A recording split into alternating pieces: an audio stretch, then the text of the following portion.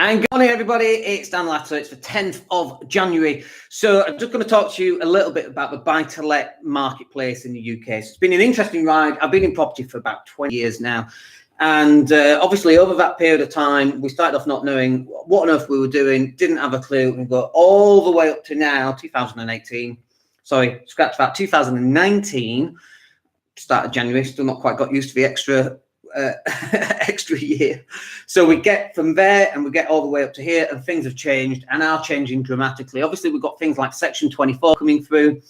Section 24 has already started to have an effect. You know, if just going to a local marketplace like Leeds, a local town centre, we were there over Christmas, and literally there's a homeless person like on every street corner, on every doorway. There's just a tsunami of homelessness, and it's about to get a whole lot worse. It wasn't always like that. And you can blame the government, you can blame Section 24, you can blame stamp duty price increases, you can blame the removal of wear and tear. All these things have made it harder for a small private landlord to make money in buy-to-let. Now, I know a lot of people think you shouldn't make money in buy-to-let, that you know, your rent should be less than the mortgage. How does that work? And people are really keen on trying to get rid of landlords because they hate them. They hate the way that they make money from not doing anything. If you saw how much money I lost from tenants not paying and damages last year, you'd probably have a heart attack. It's more than you earn in a year, more than likely, right? So it's a lot. So we're not sat around not doing anything. We have challenges and we have problems that we have to overcome. But actually trying to get rid of the private rented sector, the PRS, is not going to help anybody, because then you're going to have a smaller pot of buy-to-let properties and too many people wanting to rent them. So rents are going up, and we've already started to see the effects of that. Rents have definitely increased over the last number of years since Section 24 has been announced. Obviously, we've got Brexit happening, so is there less immigration and more people are leaving? Maybe some that might help balance it.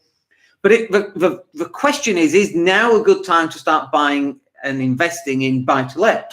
I would be like, every time is a good time to start buying. At the peak of the 2008 crash would be a great time to start buying, as would be the bottom. Okay, yeah, fine. You're not going to get the best results from buying at the top and having your prices drop. But if you're not going to sell the property, what difference does it make? People say to me, well, you've got all these millions of pounds worth of debt. Does it not keep you awake at night? You know? And I'm like, no, because if I got 30 grand worth of debt, I've got a problem. But if I got £3 million worth of debt, the bank's got the problem, right? Like, I still got a problem too. But if I'm going to go bust, I might as well go bust for 3 million, not 30 grand.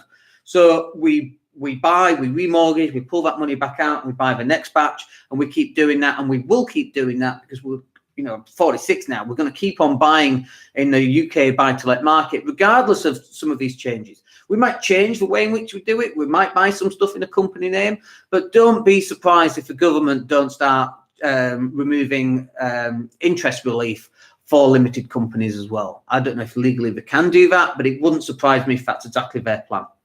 All these people moving from owning properties in their name, spending a lot of money moving into a company, and the government's just going to pull the rug out because it's a government. That's what the government does, okay?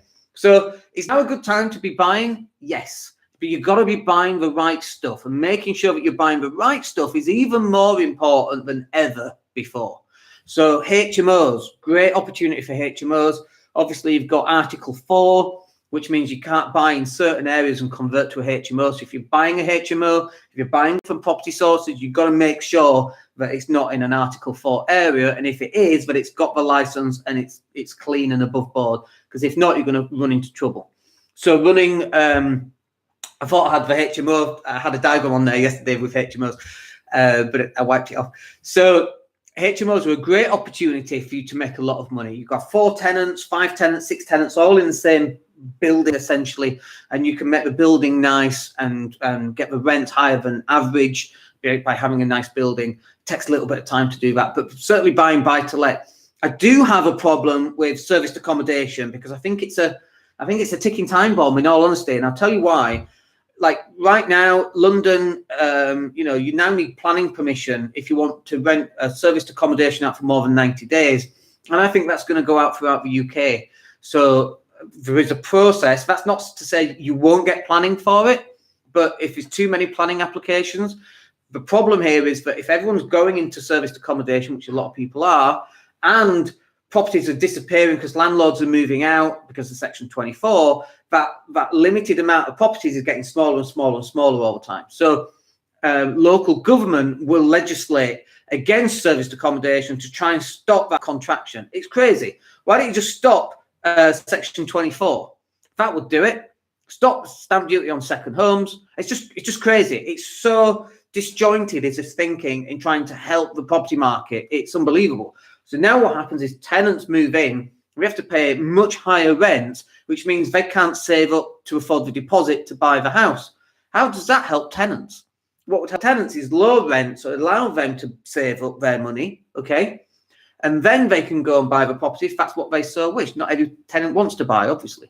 But like, you know, when I was first started buying, the average age of a first-time buyer was like, I don't know, it was like 26 or something. Now it's like 40 something. Like it's old. Not 40 something's old. I'm 40 something. But it's a lot older than 24, 25, 26.